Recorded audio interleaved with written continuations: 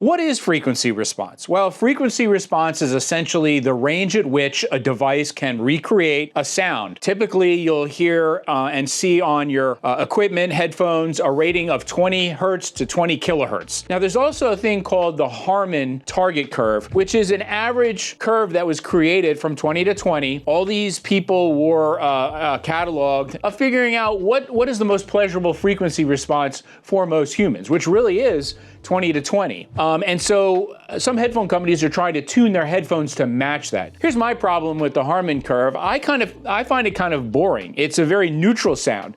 Now, neutral sound is good for a large genre of different types of music, so it doesn't excel in any one kind of genre, but it does well in just about all music.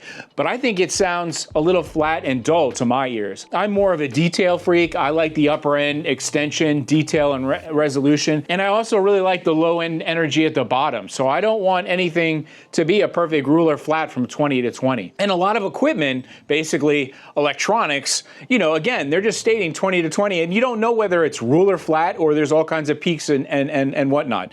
So definitely take a look at measurements, but don't use measurements to decide on whether you're going to like a headphone or a piece of electronics, because at the end of the day, it's all about what your ears hear and what is pleasurable to your brain, right? So be careful about relying on measurements. Do use measurement graphs to sort of give you an idea, well, this is a bass heavy headphone, or this might be a bright headphone or something like that. But still, make sure you give it a listen, because you may find that you may like a bright headphone, you may like a warm headphone, or you might like a neutral Harman target curve.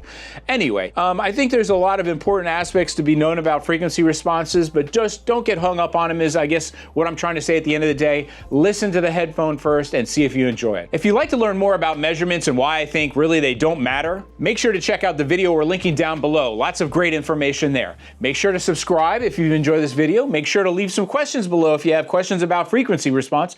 Make sure to like and hit that bell for me. See you soon.